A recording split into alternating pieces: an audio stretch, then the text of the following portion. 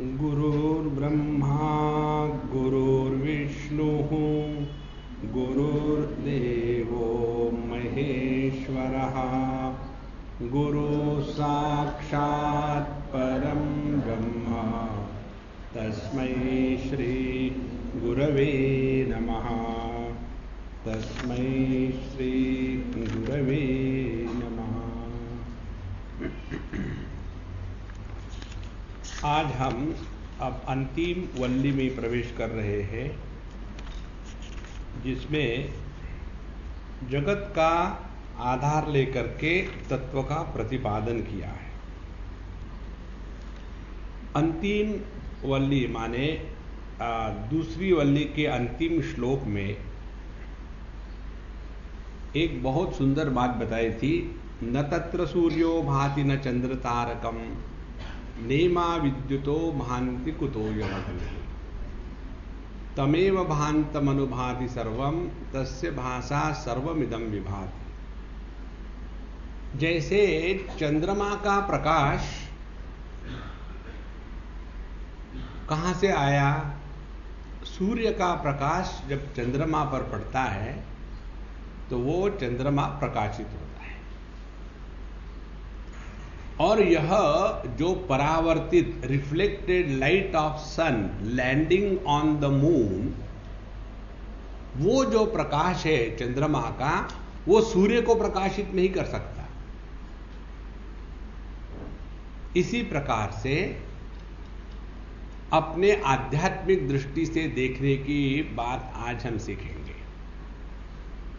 न तत्र सूर्यो भाति, सूर्य का तात्पर्य है आंखें, क्योंकि सूर्य की जो आधी दैविक बात है वो सूर्य जिसको राहु ग्रहण करता है।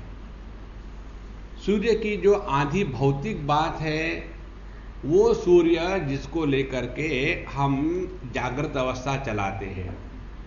और तीसरा सूर्य है आध्यात्मिक सूर्य। यह आध्यात्मिक सूर्य हमारे आंखों में दृष्टि प्रदान करता है। तो न तत्र सूर्यो भाति, उस तत्व को आंखें माने सभी ज्ञानेंद्रिय ग्रहण नहीं कर सकते। कारण वही है, जैसे सूर्य का प्रकाश चंद्रमा पर पड़कर के परावर्तित हुआ, तो वह जो परावर्तित प्रकाश है वह सूर्य को प्रकाशित नहीं कर सकता। उसी प्रकार से यह जो चैतन्य का प्रकाश आंखों से दृष्टि के रूप में जो अभिव्यक्त हो रहा है, यह दृष्टि उस परमात्मा को ग्रहण नहीं कर सकती। और यही बात अब सभी इंद्रियों को लेकर है। न तत्र सूर्यो भाति न चंद्र तारकम। चंद्रमा हमारे मन की देवता है, उसके भी आधि दैविक, आधि भौतिक और आध्यात्मिक तीन रूप हैं। तो यह जो आध्यात्मिक चंद्रमा मन है, और यह मन भी उसी परमात्मा की अभिव्यक्ति है, और इसीलिए यह मन भी उस तत्व को ग्रहण नहीं कर सकता। उसके बाद कुतोयम अग्नि ही, और अग्नि जो है यह वाणी की देवता है। कर्मेंद्रिय वाणी के द्वारा बताए गए हैं। तो यह परमात्मा तत्व वाणी का भी विषय नहीं है। देखो कितनी सुंदर बात है। तो परमात्मा तत्व ना तो हमारे ज्ञानेंद्रियों का विषय है, ना तो कर्मेंद्रिय का विषय है, ना तो मन का विषय है। क्यों? कारण क्या है? तमेव भांतम अनुभाति सर्वम, क्योंकि आंखों का प्रकाश उसी का है, और वाणी का प्रकाश उसी का है, मन का प्रकाश उसी का है। तो यह जो रिफ्लेक्टेड लाइट है, यह परावर्तित प्रकाश उस चैतन्य को कभी भी प्रकट नहीं कर सकता। इसीलिए हमको एक बार बताया कि आवृत्त चक्षुः अमृतत्वमिच्छन्। जब तक हम अपने इंद्रियों से उपरत नहीं होंगे और उस स्थिति पर नहीं पहुंचेंगे कि वह ज्ञान जिसके होने में किसी भी प्रकार के इंद्रिय मन बुद्धि इनका व्यापार नहीं चलता, ऐसा जो निरपेक्ष अपरोक्ष ज्ञान है वह है परमात्मा। देखो कैसी मजे की बात है। अब इस परमात्मा को लखाने के लिए तूलावधारणेन एव मूलावधारणम वृक्षस्य क्रियते लोके यथा एवं संसार कार्य वृक्ष अवधारणेन तन्मूलस्य ब्रह्मणः स्वरूप अवधिधारेशा यम षष्ठी वल्ली आरभ्यते। जैसे मूल को देख करके वृक्ष और वृक्ष को देख करके मूल, हमको दिखता तो है वृक्ष, मूल थोड़ी दिखता है। लेकिन जब वो वृक्ष जिंदा है तो पता चलता है कि मूल ठीक है।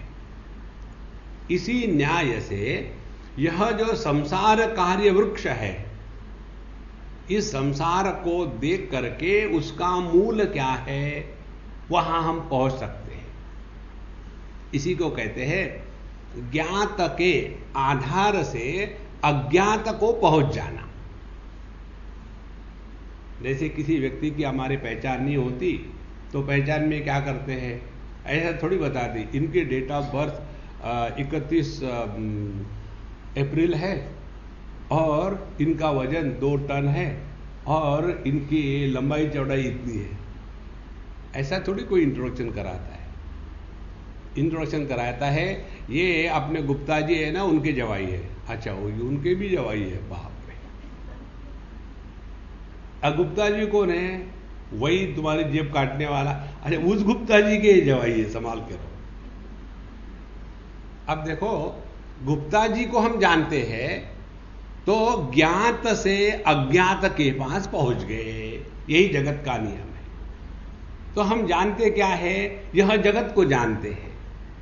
तो इस जगत को जब हम इसका अन्वेषण करेंगे तब हम इसका जो मूल है परब्रह्म परमात्मा उसको ग्रहण कर पाएंगे। और इसीलिए ऊर्ध्वमूलो अवाक् शाखः एषोश्वस्थः सनातनः तदेव शुक्र तद्ब्रह्म तदेवामृतमुच्यते तस्मिन् लोकाश्रिता सर्वे तदुनात्येति कश्चन एतद्वै तत्। ये एतद्वै तत् है, ये उस परमात्मा को लखाने का वाक्य, ये वो है। क्या है? इस मंत्र पर भगवान शंकराचार्य का भाष्य बहुत ही सुंदर है। कहते हैं ऊर्ध्वमूलम यत् तद् विष्णोः परमं पदम अस्येति सो अयम अव्यक्तादि स्थावरांत संसारः वृक्षः ऊर्ध्वमूलः। जिसका मूल ऊर्ध्व है, ऊपर है। इसका मतलब ये नहीं कि ये वृक्ष ने, इस पेड़ ने शीर्षासन किया है। ऊर्ध्व मूलम तद विष्णोः परमं पदम यस्येति। यह जो परब्रह्म परमात्मा जिसका मूल है, माने वो सर्वोपरि है, ऐसा जो परमात्मा जिसका मूल है वह यह संसार वृक्ष। संसार वृक्ष कहां से क्या क्या इसमें है? अव्यक्त माने माया से लेकर के इस जगत के ईंट पत्थरों तक, ये सभी का सभी संसार है। और इस संसार को वृक्ष की उपमा दी गई है। पेड़, वृक्ष किसको कहते हैं? वृक्ष माने जिसको काटने से ही वो नष्ट होता है। देखो 2 प्रकार के पेड़ पौधे होते हैं।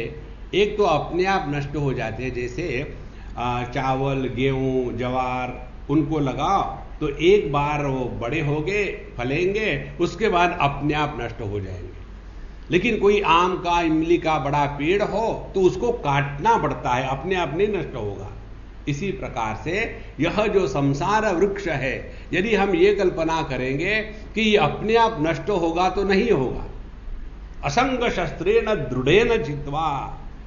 इसीलिए 15वें अध्याय में भगवान कहते हैं कि इस वृक्ष को काटने के लिए जो शस्त्र है वो है आसक्ति का नहीं होना, असंग शस्त्रेण। और कैसे? दृढ़ेन। यदि आप कुल्हाड़ लेकर के पेड़ को काटने को जाओ और कुल्हाड़ को ऐसे पकड़ो कि जैसे आपने ब्रश पकड़ा हो या आपने वायलिन प्ले करने का बो पकड़ा हो और ऐसा जाकर के उस कुल्हाड़ से उस वृक्ष को मार लो टकैक, तो नहीं कटेगा। दृढ़ेन चित्वा, जब तक के यह आसक्ति का राहित्य पक्का नहीं होता तब तक के ये संसार नहीं मिटता, और इस संसार को मिटने के लिए उसको काटना ही पड़ेगा। इसीलिए उपनिषद कहती है नायमात्मा बलहीनेन लभ्यः। जो व्यक्ति ये हाथ में कुल्हाड़ लेकर के उसको बिल्कुल पक्के हिम्मत के साथ नहीं मार सकता तब तक ये वृक्ष नहीं कटता। उसी प्रकार से अब यह जो वृक्ष है ये क्या है, मैं आपको थोड़ा पढ़ाता हूं फिर बताता हूं। जन्म जरा मरण शोकादि अनेक अनर्थात्मकः प्रतिक्षणम अन्यस्थः स्वभावः माया मरीचि उदक गंधर्व नगरादिवत् दृष्ट नुष्ट स्वरूपत्वात् अवसाने च वृक्षवत् अभावात्मकः कदली स्तंभवन निस्सारः अनेक शत पाखंड बुद्धि विकल्पास्पदः तत्व विज्ञासुभिः अनिर्धारित इदं तत्वः वेदांत निर्धारित परब्रह्म मूलसारः अविद्या काम कर्म अव्यक्त बीज प्रभवः अपर ब्रह्म ज्ञान क्रिया शक्ति द्वयात्मकः हिरण्य गर्भांकुरः सर्व प्राणी लिंग देह भेद स्कंद तृष्णा जल अवसे कोद्भूत दर्पः बुद्धि इंद्रिय विषय प्रवालांकुरः श्रुति स्मृति न्याय विद्या उपदेश पलाशः यज्ञ दान तप आदि अनेक क्रिया सुपुष्पः सुख दुख वेदना अनेक रसः प्राणी उपजीव्य अनंत फल तृष्णः। और ये बताते बताते कहते हैं और इसमें और क्या होता है, कहते हैं प्राणी सुख दुख उद्भूत हर्ष शोक जाति नृत्य गीत वादित्र लक्षित स्फोट हासित हसित क्रुद्ध रुदित हा हा मुंच मुंच इत्यादि अनेक शब्द कृत तुमुलीभूत महारवः वेदांत विहित ब्रह्मात्म दर्शन असंग शस्त्रेण कृतच्छेदः।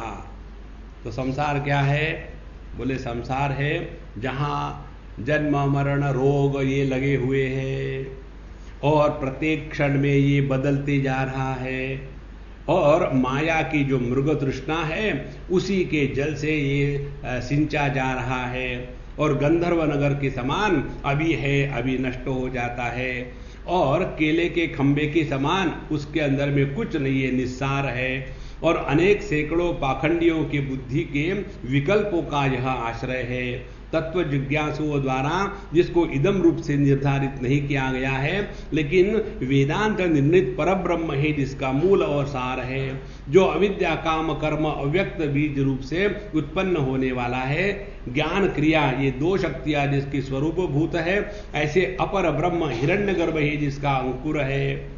इस प्रकार से यह जो जगत जिसको हम अन्य के रूप में ग्रहण करते हैं, इस अन्य की स्थिति उस परब्रह्म के कारण है और इस जगत में बड़ा कोलाहल है। किस चीज का कोलाहल है, वहां कभी सुख है कभी दुख है और कभी पटाखे फूट रहे हैं और हम जीतेंगे और हम तो ऐसा ही करेंगे वैसा ही करेंगे, फिर कोई मरता है फिर रोना है धोना है, चारों तरफ केवल कोलाहल मात्र है। और ऐसा यह संसार वृक्ष अश्वत्थवत, अश्वत्थ माने अश्व माने घोड़ा, गधा नहीं। गधा कैसा खड़ा रहता है, स्थित प्रज्ञ, उसको कोई फर्क नहीं पड़ता कहीं जाओ या कहीं आओ, लेकिन घोड़ा एकदम चंचल। उसी प्रकार से यह जो वृक्ष है अश्वत्थ वृक्ष, यह जो जगत है नित्य प्रचलित स्वभाव और स्वर्ग नरक तिर्यक प्रेतादि भी शाखा भी अवाक शाखा। और इस वृक्ष की जो शाखाएं हैं वो शाखाएं भिन्न भिन्न क्षेत्र है, जिसे स्वर्ग है नरक है और भिन्न प्रकार की योनियां हैं। और यह सनातन अनादित्वात् चिरम प्रवृत्तः, और यह जगत हमेशा ऐसा ही रहा है। सनातन का तात्पर्य है ये जगत हमेशा ऐसा ही रहा है, इसमें कोई भी नाविन्य नहीं। इसको बिल्कुल पकड़ लो, बड़ा मजा आएगा। इस जगत में आज तक कितने लोगों की शादियां हुई, कितने बच्चे पैदा हुए, कितने बड़े हुए, कितने मरे, कितने की लाभ हुआ, कितनों को हानि हुई। ये तो इस जगत का एक नित्य स्वभाव है। लेकिन हमको ऐसे लगता है कि बस हमारे ही जीवन में कष्ट आ रहे हैं। तो यदस्य संसार वृक्षस्य मूलम तदेव शुक्रम शुभ्रम तद ज्योतिष्मत् चैतन्यात्मक ज्योतिस्वभावम तदेव ब्रह्म सर्वमहत्वात्। ऐसे इस वृक्ष का जो मूल है वो वही परब्रह्म परमात्मा है, जिसमें किसी भी प्रकार के परिवर्तन विकार नहीं होते। अब देखो, यह जागृत अवस्था कहां से प्रारंभ होती है? जागृत अवस्था प्रारंभ होती है अपने स्थूल देह से, बाहर से नहीं प्रारंभ होती। क्योंकि जिस क्षण हमारा अपने स्थूल देह के साथ तादात्म्य होता है, उसी के बाद यह जागृत अवस्था अस्तित्व में आती है। देखो, तो वह क्षण और वह स्थान, तो इस स्थूल जगत का प्रारंभ अपने देह से होता है और उसी क्षण से होता है जहां हमने उसके साथ तादात्म्य किया। और इसीलिए इस देह को ही कहते हैं ऊर्ध्वमूलम अधशाखम, ऊपर से खाते हैं नीचे बढ़ते हैं। देखो, पेड़ जो होते हैं वो नीचे से खा के ऊपर बढ़ते हैं, जानवर जो होते हैं वो आगे से खा करके पीछे बढ़ते हैं, आदमी जो है ऊपर खाता है नीचे बढ़ता है। तो यही है वह वृक्ष, संसार वृक्ष। और इसी संसार वृक्ष में सभी सुख दुख की अनुभूतियां अखंड रूप से हमेशा चलती आ रही है। और इसका आधार केवल एकमात्र चेतना सत्य है।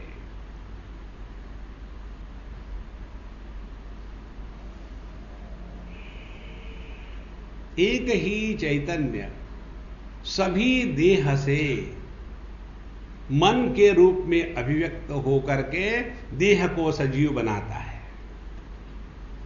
तो जो अनेकता है वह उपाधि के कारण है। उसके चेतना में उसके कारण कोई फर्क नहीं हुआ।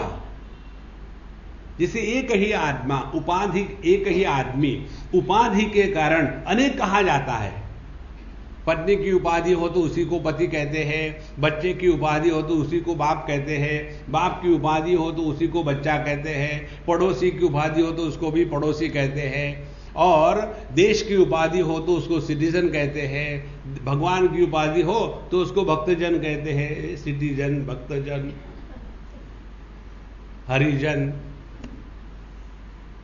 तो ये सब औपाधिक अनेकता है।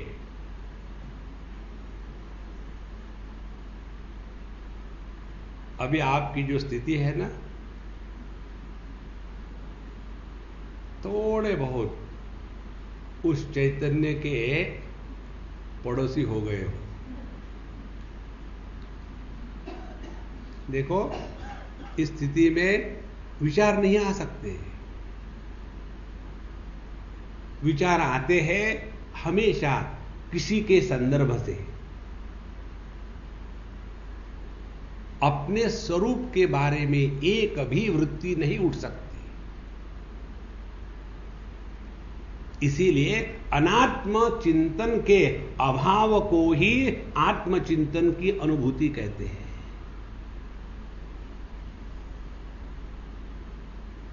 जैसे एक ही मन इंद्रियों की उपाधियों के कारण अनेक लगता है, लेकिन होता एक ही है।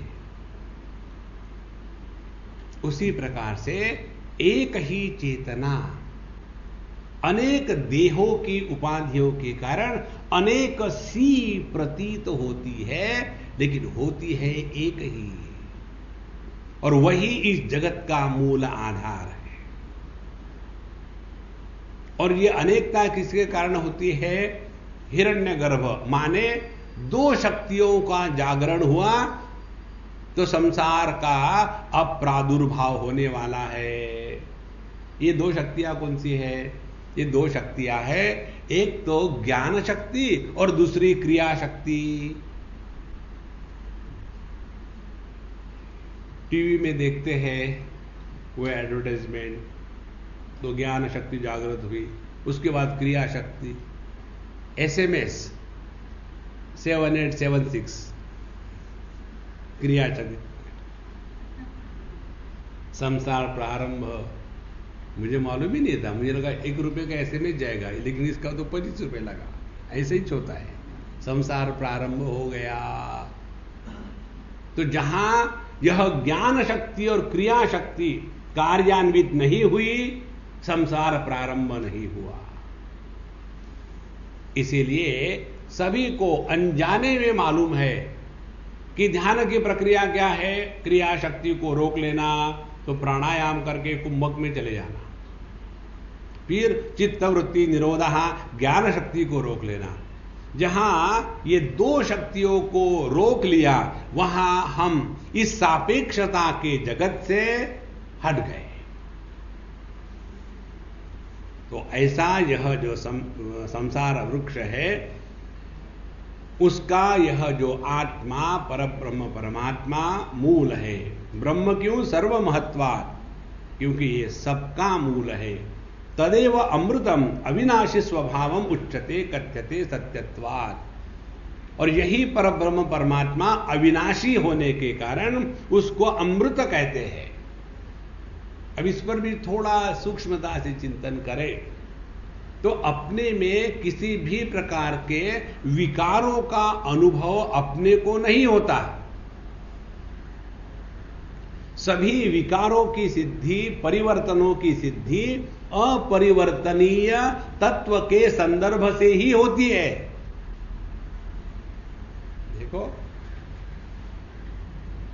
इसीलिए जितने भी विकार हमको दृग्गोचर हो रहे हैं, दुनिया बदल रही है, अपना देह बदल रहा है, अपने विचार बदल रहे हैं, अपनी प्रायोरिटी बदल रही है, और अपने समझ बदल रही है, अपने दोस्त दुश्मन बदल रहे हैं। इन सब के पीछे एक अपरिवर्तनीय तत्व है। उसी के कारण इन बदलों का अस्तित्व है, अन्यथा इसका अस्तित्व नहीं हो सकता। तो ऐसा यह अविनाशी स्वभाव परमात्मा तत्व है इस जगत का मूल। फिर ये जगत क्या है?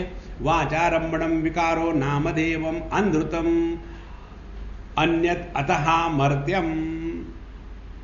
तो यह जो परिवर्तनशील नाम रूपात्मक जगत है, ये केवल वाणी का विलास है। देखो, हम देखते हैं सुवर्ण को और कहते हैं कि यह नेकलेस है। तो नेकलेस नाम की कोई वस्तु नहीं है, वस्तु है सुवर्ण। तो फिर नेकलेस क्या है? केवल वाणी का विलास है और कुछ नहीं है। देखो, एक को हम कहते हैं ये हमारा दोस्त है, फिर उसी को कहते हैं दुश्मन है। ये जो दोस्त दुश्मन पैदा हुआ, ये केवल वाणी में है, असल में देखा जाए तो वो बेवकूफ है। वो ना तो दोस्त है ना तो दुश्मन है। बेवकूफ क्यों है? तुम्हारे पल्ले पड़ा इसलिए, या तो उसके पल्ले पड़े हो। इसीलिए यह केवल संपूर्ण जगत केवल नाम रूपात्मक है। अब देखो, इस नाम रूप के पीछे हम कैसे लगे रहते हैं? सबको मालूम है ये जगत में सब कुछ नष्ट होने वाला है, तो क्या करेंगे? रूप अपना एक बुद्ध बना करके रख देंगे, ताकि लोगों को याद रहेगा कि ये गड़बड़ानंद महाराज अमुक अमुक थे। नहीं तो बुत नहीं बना सकते हैं, तो कहीं पत्थर पर अपना नाम खोद करके कहीं गंगा जी के किनारे ठोक देंगे। गंगा जी को भी पता नहीं किसका पत्थर है। लेकिन ऐसे लगता है अब हम इसके कारण अमर हो गए हैं। देखो, यही है संसार। तो तस्मिन् परमार्थ सत्ये ब्रह्मणि लोकाः गंधर्व नगर मरीचि उदकम समाह परमार्थ दर्शन अभावगमनाः श्रिताः आश्रिताः। तो इस परब्रह्म परमात्मा में यह संपूर्ण जगत जैसे मृग जल होता है या जैसे आकाश की नीलिमा है, उसी प्रकार से केवल प्रतीत हो रहा है नहीं। देखो, ये बड़ा मजे की बात है। भक्ति के सिद्धांत से आपको ये सब भगवान है, ये सब भगवान है। पड़ोसी को भगवान कहने को मैं तैयार नहीं, भले भगवान ना मिले, उसको भगवान कहे सब। कारण क्या? सब भगवान है, यह केवल भावना है, अनुभूति थोड़ी है। और इसीलिए ये भगत लोग हैं, ये नॉन स्टॉप रोते रहते हैं। फिर उसमें भी झगड़ा होगा। जो कृष्ण का भगत होगा वो राम के भगत के पास नहीं जाएगा, है मुझे नहीं राम अच्छा लगता, हमेशा रोता रहता है, बचपन से रोया ही रोया है और अभी भी पब्लिक को रुला रहा है। हमारा कन्हैया देखो कितना मस्त रहा, कभी नहीं रोया। कन्हैया 16,000 से शादियां की। हमारे राम देखो एक ही पत्नी, लेकिन उसको भी सुखी नहीं रह सके। हमारे कृष्ण ने 16,108 को सुखी रखा है। हो गया झगड़ा शुरू। और वो दोनों ही कहते हुए कि अरे बेवकूफ हो, हम दोनों एक ही है, लेकिन मालूम कहां है। देखो, भावना के द्वारा जिसको स्वीकार किया जाता है, वह भावना टूटी तो सब सत्यानाश हुआ। लेकिन जो निष्ठा होती है वो कभी नहीं टूटती। और इस निष्ठा को प्राप्त करने के लिए जब तक यह संपूर्ण द्वैत के प्रपंच को हम केवल एक कल्पना मात्र से नहीं स्वीकार करेंगे, तब तक इसका त्याग नहीं होगा। इसीलिए वेदांत की जो प्रक्रिया है वो पहले हमको अपने ब्रह्म स्वरूप को लखाती है, और जिसने अपने ब्रह्म स्वरूप को पहचाना है उसके लिए इस जगत में परमात्मा के सिवा कुछ हो ही नहीं सकता। देखो, जैसे हम अपने हाथ को देखें तो हाथ को देखने के बाद भी वह मैं हूं, यह भ्रांति कभी नहीं टूटती कि मैं ही हूं। ये इसमें कभी डाउट नहीं आता। पता नहीं दूर है किसका हाथ है। एक बार एक सेंटीपेड था। सेंटीपेड को क्या कहते हैं? जिसको 1000 पैर 100 पैर होते हैं, जो भी हो समझ लो। तो वो कहीं जा रही थी, 100 पैरों से चल रही थी। उधर से कौवा आया। कौवे ने देखा, कौवा ऐसा देखता है स्टाइल मार में, कौवे ने देखा और कहता है कि एक्सक्यूज मी, मेरे तो 2 पैर हैं और मैं तो पहले एक पैर रखता हूं, फिर दूसरा रखता हूं, फिर तीसरा, पहला रखता हूं, फिर दूसरा रखता हूं, ऐसे मैं चलता हूं। तुम्हारे 100 पैर है, तुम ये कैसे डिसाइड करती हो कि पहले कौन सा पैर रखना, फिर बाद में कौन सा पैर रखना? बस उसने विचार शुरू कर दिया, चलना बंद।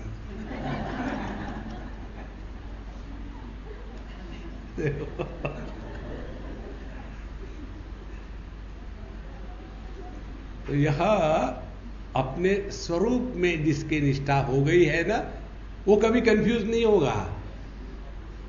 अब वो 100 पैर वाली कीड़ा कंफ्यूज हो गया। अरे हाँ, मैं चल तो रहा था, लेकिन पहले ये रखूं कि पहले ये रखूं, हो गया गड़बड़। भावना के द्वारा जिसकी उपलब्धि होती है उसमें निष्ठा नहीं होती। इसीलिए वेदांत विचार हमको निष्ठावान बनाता है। तो उसमें आश्रिता सर्वे समस्ता उत्पत्ति स्थिति लयेषु, और इसी एक परब्रह्म में सभी के सभी लोक का तात्पर्य है। पुराणों की दृष्टि से ले ले तो 14 लोक। 14 लोक कैसे है? जैसे बहुत बड़ा टिफिन बॉक्स हो, ऊपर में 7, नीचे में 7। भूर्भुवः स्वः महाजनः तपः सत्यम, और अतल वितल सुतल तलातल रसातल। लेकिन लोक शब्द का तात्पर्य है अनुभव का क्षेत्र। सभी प्रकार के अनुभूतियां इसी एक ही चैतन्य के आधार से संभावित है। तो जितने भी अनुभूतियां हैं, कौन सी अनुभूतियां हैं? जागृत, स्वप्न, सुषुप्ति, समाधि। देखो, जागृत है मर्त्य मृत्यु लोक, उसके बाद स्वप्न है, कभी कभी स्वर्ग, कभी कभी नरक, फेल हो गए तो नरक, लॉटरी लग गई तो स्वर्ग।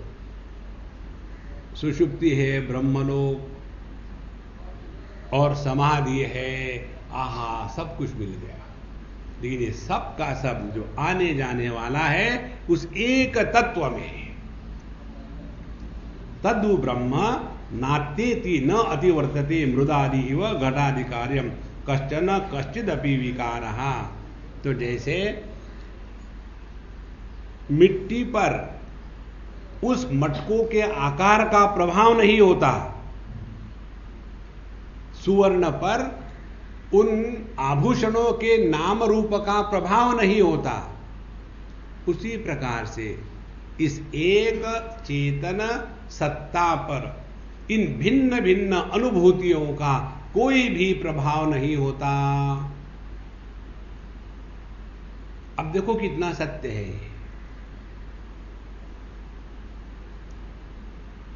जागृत कितनी बार आके चली गई, हम ज्यों के त्यों। सपने कितने आके चले गए, हम ज्यों के त्यों। यह अपरिवर्तनीय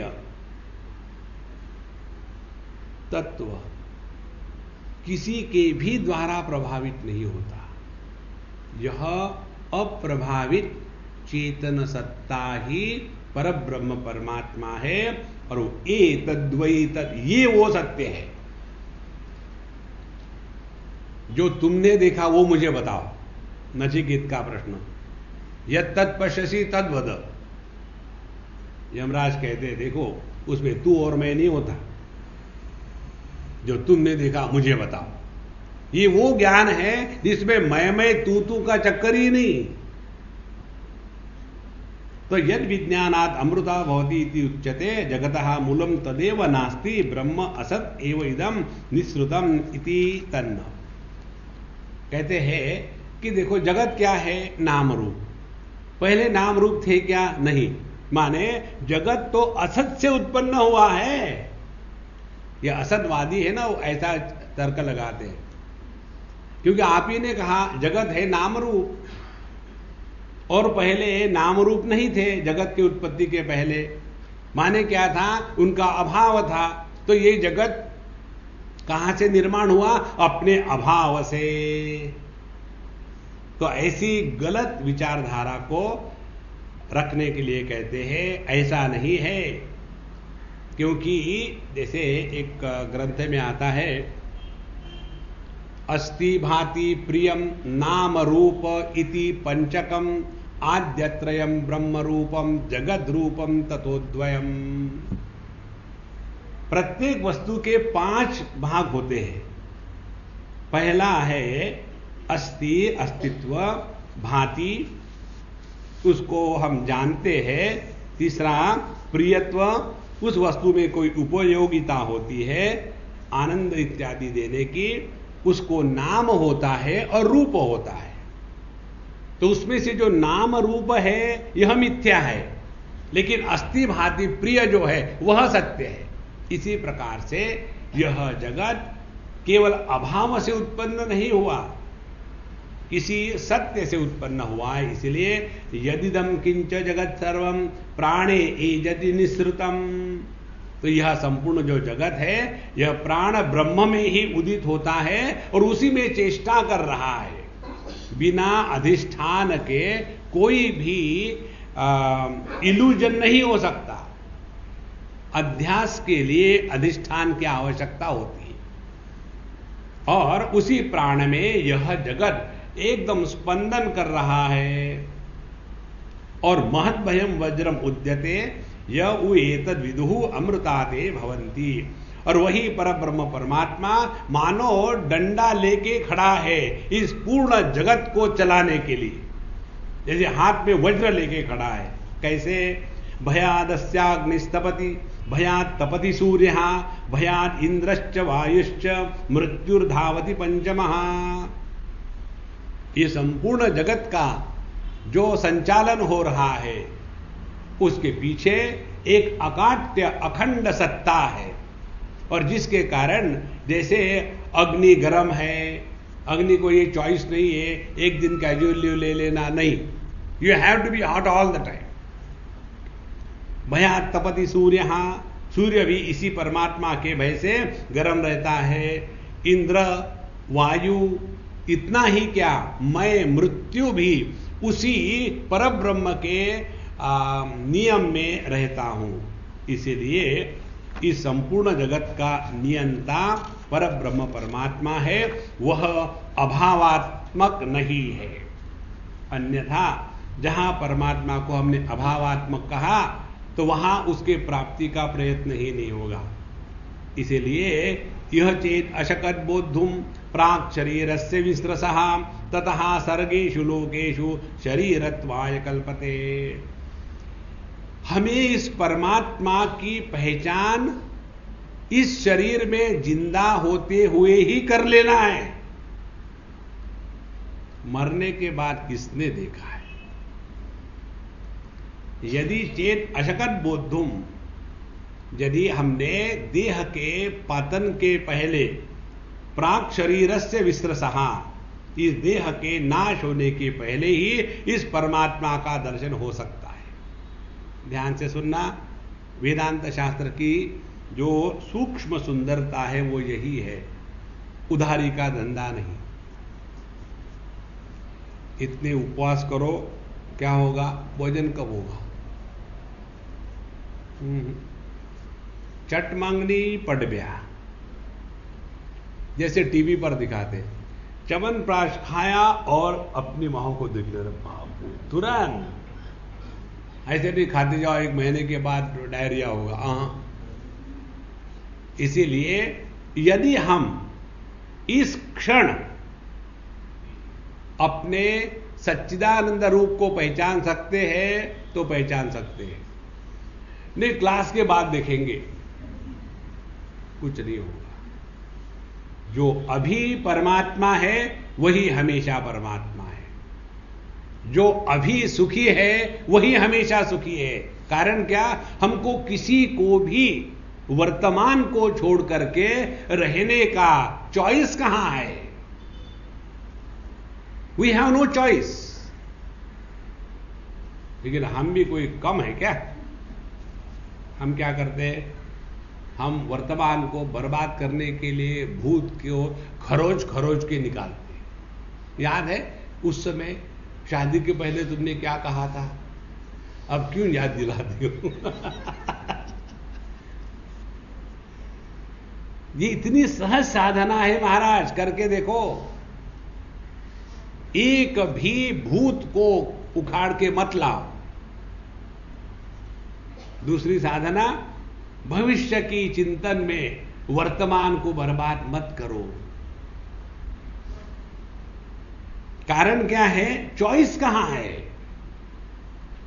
we can not live yesterday, we can not live tomorrow. हम गए हुए कल को और आने वाले कल को जी नहीं सकते। हमको जीना है केवल आज में, वर्तमान में। और इसीलिए यह चेत अशकत बोद्धुम प्राक शरीरस्य विस्रसः ततः सर्गेषु लोकेषु शरीरत्वाय कल्पते। और यदि हमने इसी क्षण इस तत्व को नहीं पहचाना तो क्या होगा? वही है फिर अपना, जैसा अंतिम विचार होगा उसके अनुसार आपकी गति होगी। अंतिम विचार यदि पैसे का होगा तो आप जाकर के किसी खदान में चिक्का बन करके बाहर निकलोगे। यदि अंतिम विचार अपने कुत्ते का होगा तो अगले जन्म में वाह वाह वाह। अंतिम विचार यदि खाते सागन, आई थिंक मैंने बहुत दिनों से चिकन खाया तो नहीं, चिकन कहा और खत्म, तो अगले जन्म में कॉक शुरू। तो क्या करें, हम नहीं होना चाहते चिकन अगले जन्म में, तो इसी जन्म में परमात्मा को पहचानो। अरे बाप रे, ठीक है। इसलिए शरीरत्वाय कल्पते, हम फिर अपने आप को देह धारण करने के लिए बनाते हैं। अब देखो, इस परमात्मा का दर्शन किस प्रकार से होता है भिन्न भिन्न स्थानों पर। यथा आदर्शे तथात्मनि, यथा स्वप्ने तथा पितृलोके, यथा अप्सु परि इव ददृशे, तथा गंधर्वलोके छाया तपयोः इव ब्रह्मलोके। 4 प्रकार बताए हैं। यह आत्मनि, इस देह में रहते समय हमको यदि परमात्मा का दर्शन हुआ तो कैसा होगा, वैसे स्पष्ट होगा जैसे हम दर्पण में अपने चेहरे को देख रहे हो। इस अनुभूति में स्पष्टता होगी। और यदि ये कहोगे कि पितृलोक में जाकर के हमको भगवान का दर्शन होगा तो वो कैसा होगा, यथा स्वप्ने, स्वप्न में जैसा दर्शन होता है।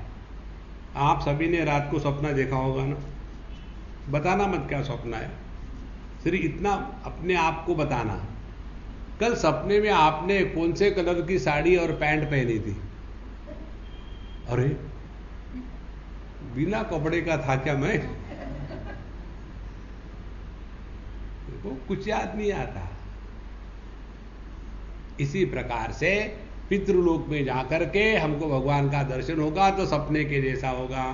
और उसके बाद गंधर्वलोक में जाकर के, हम जब गंधर्वलोक में जाएंगे और वहां भगवान का दर्शन होगा, वो कैसा होगा, कैसे अप्सुहु इव ददृशे, जैसे पानी में आप खड़े हो और देखो पानी में तो कैसे दर्शन होता है, हिल रहा डुल रहा है और पता नहीं कहां चले जाएगा, उसी प्रकार से। और छाया तपयोः इव ब्रह्मलोके, और ब्रह्मलोक में वैसा स्पष्ट होता है जैसे प्रकाश और अंधेरे का अंतर स्पष्ट हो।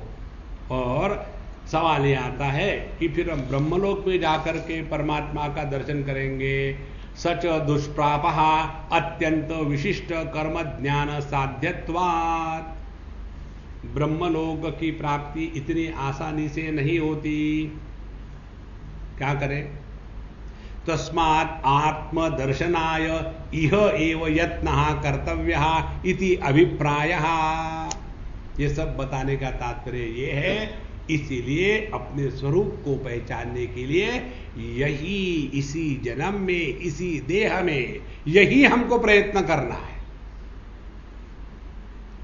देखो, आप सभी लोग नियम से आने वाले हैं, आपके प्रयत्न की कोई कमी नहीं, प्रयत्न है। लेकिन यदि प्रयत्न ऐसे हो जैसे एक डॉक्टर को एक मरीज मिला, डॉक्टर साहब मेरा वजन बड़ा बढ़ रहा है, कुछ बताओ ना। बोले बताना क्या है, रोज 8 किलोमीटर दौड़ा करो, 1 महीने के बाद बताना मुझे क्या हुआ। 1 महीने के बाद मरीज ने फोन किया, डॉक्टर साहब आपने कहा था ना, हाँ आप कैसे लग रहा है? बोले लग कैसा भी रहा हो, लेकिन एक समस्या आ गई। क्या? बोले मैं 240 किलोमीटर दूर चला गया। क्यों? आपने कहा था रोज 8 किलोमीटर दौड़ो, 1 महीने तक मैं दौड़ता गया। अरे बेवकूफ। तो जैसे उसने साधना तो ठीक करी लेकिन बेवकूफी के साथ, इसी प्रकार से हम प्रयत्न तो कर रहे हैं लेकिन 240 किलोमीटर पहुंच गए क्या कि अपने पास रहे। देखो, प्रयत्न करना और समझदारी से प्रयत्न करना, इसमें फर्क होता है। समझदारी क्या है?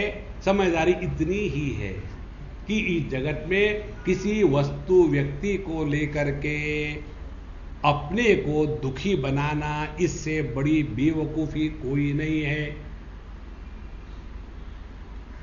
और देखो हम लोग क्या करते हैं, अपने दुख का बड़ा पालन पोषण करते हैं और फिर उस दुख के पालन पोषण के लिए लोगों से सहानुभूति की अपेक्षा करते हैं। सब लोग खुश है, हम वहां जाएंगे मुंह लटकाए हुए, बाबूजी क्या हो गया? क्या होना है? क्यों कुछ नहीं हुआ, सब कुछ हो चुका। अरे सब खुश है और ये फ्रस्ट्रेट है। ये जो है ना, अपने आप को सबसे अन्य करके रखना, यही तो ईगो है। ईगो माने आइसबर्ग। पानी कैसा है? सबको जीवन देता है और मस्त कूदता है, खेलता है, लेकिन आइसबर्ग जितना ऊपर है उससे कई गुना नीचे। देखो, इससे निकल करके नित्य निरंतर प्रसन्न रहो, इससे बढ़ करके और कोई साधना नहीं है। इसलिए इंद्रियाणाम पृथक भावम उदयामस्तमयोचयत पृथक उत्पद्यमानानाम मत्वा धीरो न शोचति। अब देखो, हम जब सो रहे थे उस समय हमारे ज्ञानेंद्रिय कहां थे? देखो, एक दिन मैं दोपहर को सो रहा था, रोज ही सोता हूं, वही एक मेरा सिंसियरली काम होता है, सोना और खाना। तो कोई आया शायद मिलने के लिए और मैं अपना मस्त सो रहा था, आकर के गया, बात भी किया, और मुझे क्या मालूम कौन आया। कारण क्या? वहां कानों को ताला लगा के रखा था। तो यह जो श्रवणेंद्रिय है, यह कहां गया था? तो जहां इंद्रिय अस्त को प्राप्त होते हैं और जहां से इंद्रिय उगते हैं, देखो, पृथक इंद्रियाणाम पृथक भावम, ये सभी के सभी इंद्रिय अलग अलग हो जाते हैं। जहां स्थूल देह के साथ तादात्म्य हुआ, इंद्रिय अलग अलग हो गए, और ये सभी के सभी इंद्रिय फिर एक ही भाव को प्राप्त हो जाते हैं सुषुप्ति अवस्था में। तो जहां से इंद्रिय प्रारंभ होते हैं और जिसमें आकर के फिर लौट आते हैं, उसको मत्वा, उसको जिसने पहचान लिया है, फिर उसके जीवन में इंद्रिय और इंद्रियों के माध्यम से उपलब्ध जितनी अनुभूतियां हैं, उनके द्वारा कोई भी प्रभाव नहीं पड़ेगा। इसीलिए मत्वा धीरो न शोचति। कितनी सुंदर बात। ध्यान अपने मूल के तरफ रखें। लेकिन दुनिया में काम करना होता है तब करो ना, करो, सिंसियरली करो, एक ही साधना करो, दुखी मत होना। कारण परमात्मा के उपलब्धि का अर्थ है दुख की निवृत्ति। अब आपको सबको तो परमात्मा की प्राप्ति होने वाली है, अब प्रैक्टिस करो ना। आजकल हम प्रैक्टिस कर रहे हैं किसकी? जीवन मुक्त की प्रैक्टिस।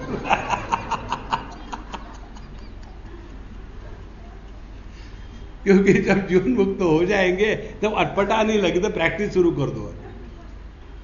क्योंकि जीवन मुक्त पुरुष कभी दुखी नहीं होता। मत्वा धीरो न शोचति। लेकिन हम साधना को लेकर ही बड़ा सोच करते हैं, फिर सुबह उठना पड़ेगा और फिर ध्यान को बैठना पड़ेगा। एक सज्जन ने कठोपनिषद की ही समय मुझे पूछा था। ये हुआ था काठमांडू में, नेपाल में। तो सुबह में मैं कठोपनिषद पढ़ाता था, शाम को स्वामी जी 15वां अध्याय लेते थे। बहुत पुरानी बात। और ये बंगाली थे पूछने वाले, और थे वाराणसी के रहने वाले। कितना कॉम्प्लिकेशन है देखो। बंगाली वाराणसी में रहने वाला काठमांडू में आकर के मुझे प्रश्न पूछ रहा है, और प्रश्न पूछता है कि स्वामी जी मुझे बड़े स्वामी से पूछने में डर लगता है, लेकिन मैं तो उनको पिछले 30 साल से सुन रहा हूं, लेकिन आपको पूछने में डर नहीं लगता, इसलिए मैं आपसे पूछ रहा हूं। मैंने पूछो क्या? बोले मेरा ध्यान जो है ना बहुत बढ़िया लगता है जब मैं सुबह में नींद से उठता हूं और लेटा रहता हूं बिस्तर पर। तो वो ध्यान कैसा है? हमने कहा आपको लगता है, मुझे थोड़ी लगता है। नहीं वो ठीक है क्या? हमने कहा आपके लिए जो ठीक है वो ठीक है, लेकिन यदि आप शास्त्र की बात कर रहे हो तो शास्त्र में कहीं भी शवासन से मेडिटेशन नहीं करते। मेडिटेशन करने के लिए आपको सीधा बैठना पड़ेगा। इसका मतलब है मैंने पिछले 30 साल से गलत किया। 30 साल से वो आदमी लेटा ही रहा है। देखो इस चक्कर में मत पड़ना, सहज जीवन जियो और जीवन जीते समय हल्के फुल्के रहो, क्योंकि रियलाइज मत होना। मैं आपको सलाह देता हूं, मैं भी नहीं हुआ। कारण क्या है? रियलाइज होने के बाद करोगे क्या? देखो जो आदमी चलते रहता है वो मस्त रहता है। जहां आप पहुंच गए, जैसे शादी के पहले दोनों का प्रेम चल रहा है तब तो बढ़िया चलता है, शादी हो गई सत्यानाश शुरू। तो क्या करो? जिंदगी भर प्रेम ही करो, शादी मत करो। इसी प्रकार से जिंदगी भर साधना करो, रियलाइज मत होना, मस्त रहोगे। क्योंकि जहां रियलाइजेशन हुआ स्टैग्नेशन, अब मैं क्या करूं, खामोखा रियलाइज हो गया। इस तत्व को पहचानो, और उसके लिए कहते हैं इंद्रियेभ्यः परम मनः मनसः सत्वमुत्तम सत्वादि महान आत्मा महता अव्यक्तमुत्तमम अव्यक्ता तु परपुरुषः व्यापको अलिंग एव च यम ज्ञात्वा मृच्यते जंतुः अमृतत्वं च गच्छति। ये दो मंत्र पहले भी आ चुके हैं। कहते हैं इंद्रियेभ्यः परम मनः। तो पहली साधना क्या होगी? इंद्रियों की गुलामी छोड़ करके मन के पास आ जाओ। अब कैसे आना? ये भी बहुत सूक्ष्म लय प्रक्रिया का चिंतन है। जैसे दो वायर, कैथोड और एनोड, दो वायर, वहां आपने बल्ब लगाया तो तुरंत लाइट आ गया, स्विच ऑफ कर दिया लाइट चला गया। इसी प्रकार से शब्द कैथोड, श्रवणेन्द्रिय एनोड, ये दोनों इकट्ठे हो गए, चेतना अभिव्यक्ति हुई कि यह शब्द है, यह ज्ञान हुआ। जहां शब्द नहीं है वहां चेतना की अभिव्यक्ति नहीं है। जो अव्यक्त चैतन्य है वही अखंड जैसा का तैसा है। जैसे प्रकाश आता जाता है, बिजली नहीं आती जाती, उसी प्रकार से इस अखंड चेतना को ग्रहण करने के लिए अभाव का चिंतन करते हैं। शब्द सुनेंगे तो कानों के साथ इकट्ठे हो गए, इंद्रियों के गुलाम बने। शब्द के अभाव को जब ग्रहण करने का प्रयत्न करेंगे तो आपने कानों का त्याग कर दिया, क्योंकि शब्द के अभाव को श्रवणेन्द्रिय ग्रहण नहीं कर सकते। तो इंद्रियेभ्यः परम मनः, मन जो है इंद्रियों से परे है, माने हमारे नजदीक है। मनसः सत्वमुत्तमम, मन से भी बुद्धि श्रेष्ठ है, क्योंकि यह केवल प्रयत्न से नहीं समझदारी से करना है। देखो, चाहे आप आसन प्राणायाम करके अपने आसन को जमाओ, फिर थोड़ी देर के बाद फिर दुखने लगता है। और वही यदि तत्व चिंतन सूक्ष्म चल रहा हो तो कोई फर्क पड़ता नहीं आप कौन से आसन में बैठे हो,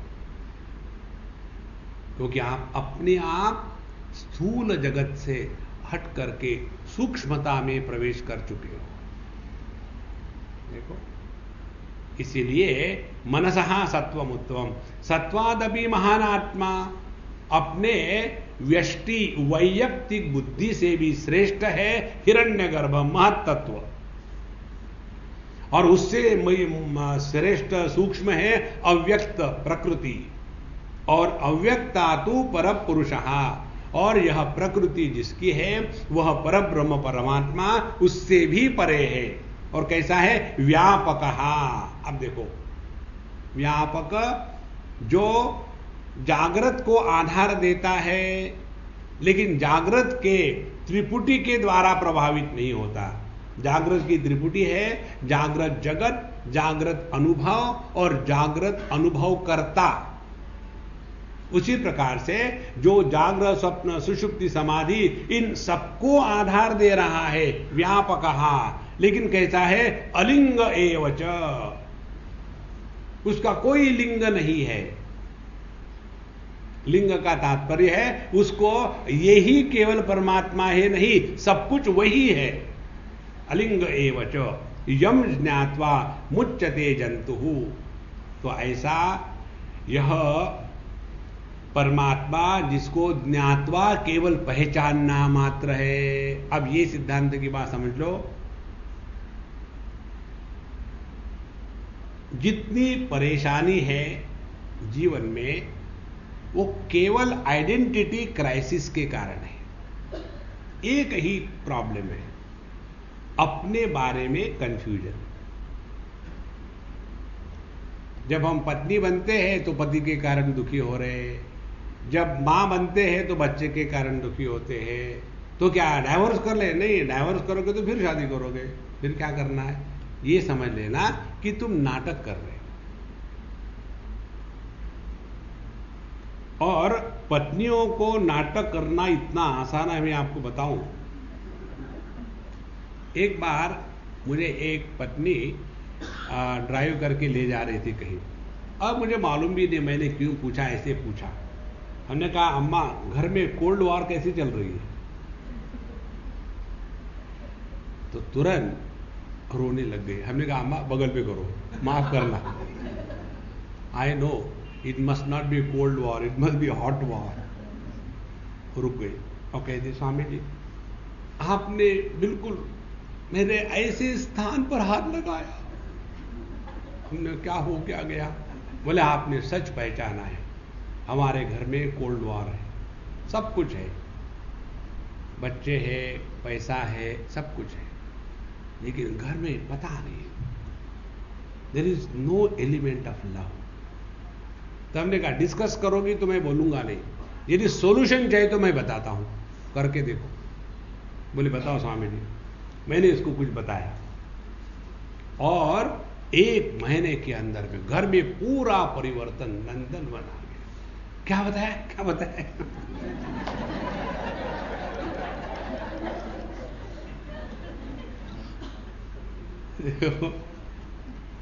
तो मैंने कहा देखो, जितने पति होते हैं ना वो वीकलिंग होते हैं। जो आदमी वीक होता है वही शादी करता है, सीधी बात। जैसे क्रीपर होता है ना, क्रीपर हमेशा एक पेड़ के साथ ऊपर चढ़ता है। उसी प्रकार से जिस आदमी ने शादी करी है वो वीकलिंग है, सिद्धांत नंबर 1। दूसरी बात, जो वीकलिंग है उसको बेवकूफ बनाने के लिए कोई परेशानी नहीं होती। फिर क्या करो, उसको तुम अपना प्रेम जताओ। तुम्हारी लाइफ मालूम है क्या है? तुम जो पढ़ी लिखी हो ना, परेशानी यही है। पढ़ी लिखी होने के कारण क्या है? Your life is a matter of fact life. Life is never a matter of fact, life is a matter of love. और प्रेम देना पड़ता है, मांगते नहीं। तो फिर क्या करो, उसको प्रेम जताना शुरू कर दो। कैसे जताना शुरू करें स्वामी जी? हमने कहा ये भी मैं बताऊं। तो फिर मैंने उसको बताया, देखो जब ये सुबह ऑफिस में जाता है तो जिद करो, आज तुम ये शर्ट पहन के जाओ, कल वो गए थे, ये अच्छा लगता है, तुम्हारे लिए लाया मैंने। चाहे उसको आप पायजामे के शर्ट का कपड़े का शर्ट बना के दे दो, वो पहनेगा, वो कहेगा अच्छा मेरे लिए इतना परेशान हो रही है। फिर उसको रुमाल के ऊपर में बेगॉन स्प्रे छिड़क के दे रही है।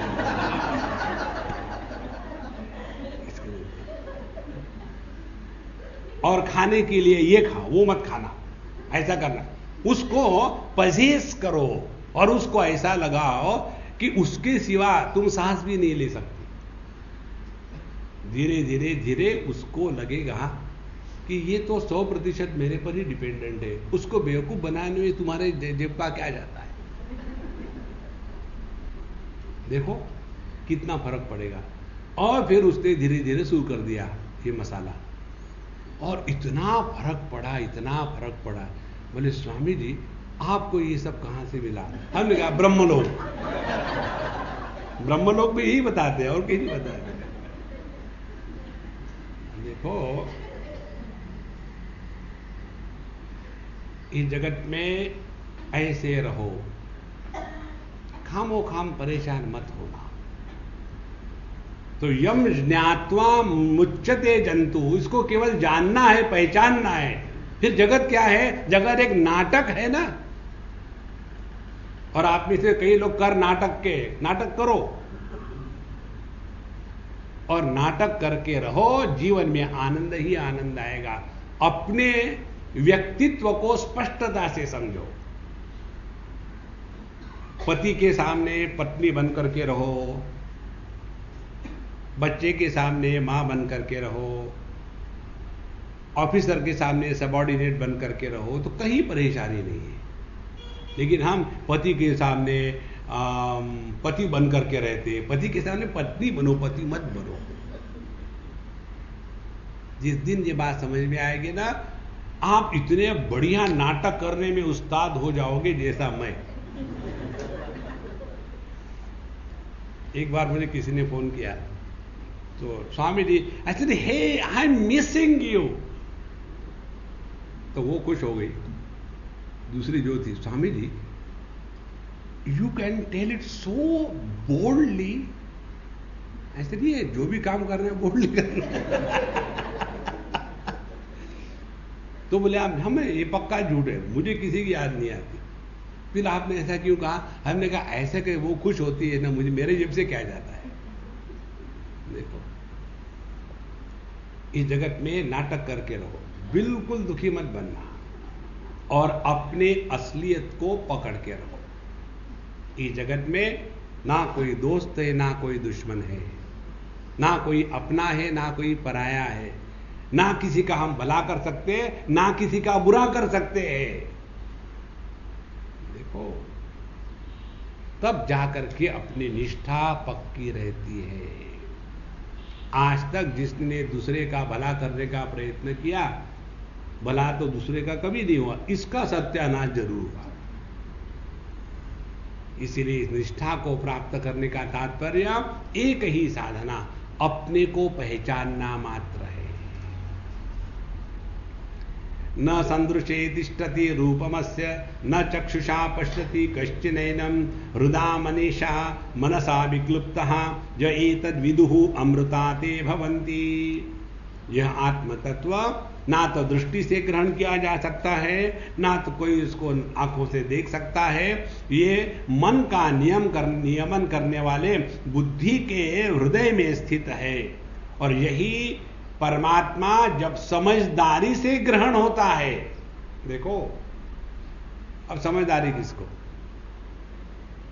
जितनी भी अनुभूतियां आती है जाती है, और इन सभी आने जाने वाली अनुभूतियों का जो आधार है वो कभी भी आज तक कहीं आया गया नहीं। जैसे आकाश में सब गतियां संभव है, लेकिन आकाश स्वयं गतिवान नहीं है।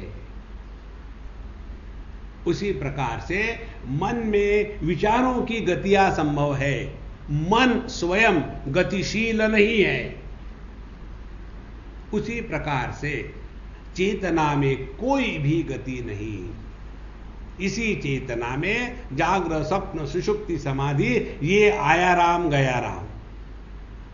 तो यह जो अपरिवर्तनीय तत्व है उसको केवल पहचानना मात्र है, वही अपनी असलियत है।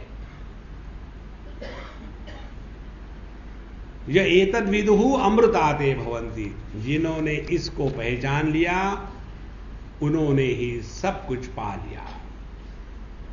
सावृत मनी कथम प्राप्यते इति तदर्थ योगः उच्यते। अब हमको इस अपने शुद्ध बुद्धि से उसको पहचानना है, तो कैसी बुद्धि चाहिए, इस बुद्धि को कैसा तैयार करें, इसके लिए अब योगाभ्यास की बात करते हैं 10वें मंत्र से। अब इसको ठीक से समझ लेना। हमारे साधना के क्षेत्र में क्या क्या होता है। साधना के क्षेत्र में एक तो है जगत के साथ हमारा व्यवहार ऐसा रहे कि जगत हमारे लिए परेशानी बनकर के खड़ा न हो गई।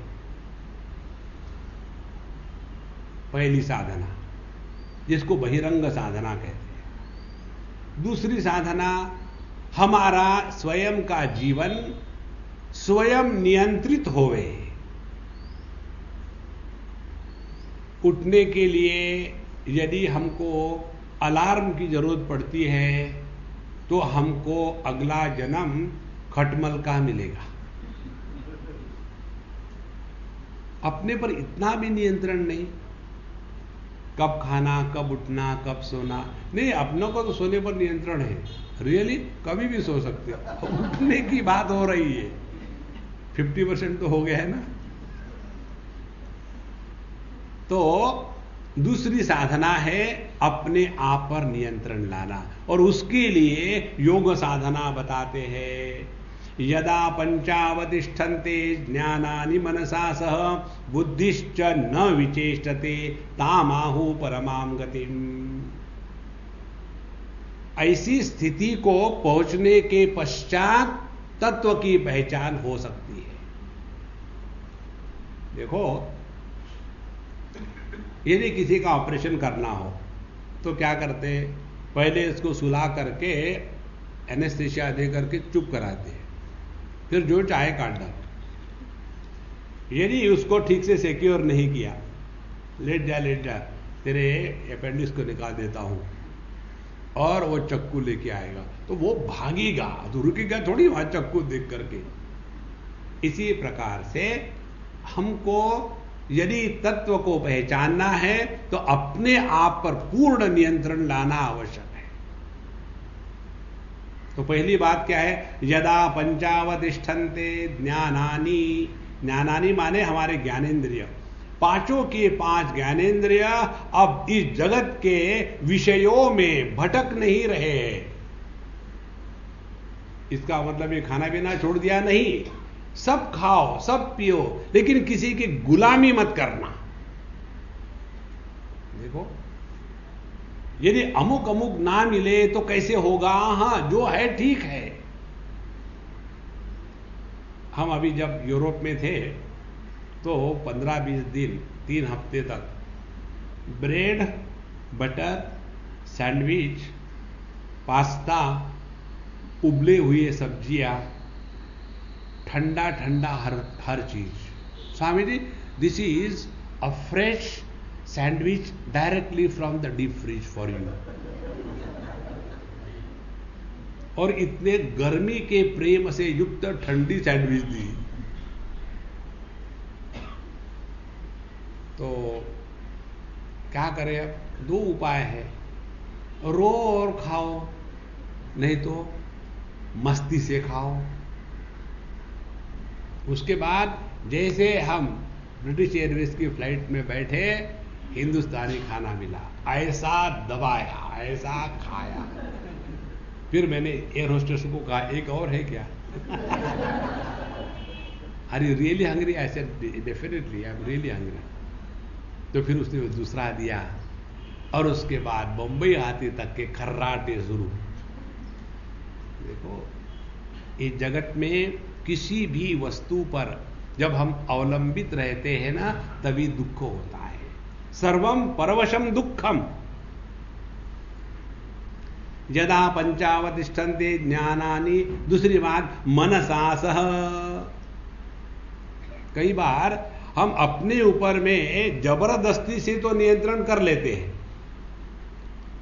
आज संकष्टी चतुर्थी होती है ना, वो है। आज हमने कुछ खाएंगे, और आज हम गए थे पुणे, तो स्वामी जी वो साबूदाना खिचड़ी बनाई है, चलेगी है ना? चलेगी क्यों, दौड़ेगी, मुझे अच्छी लगती, खिलाओ।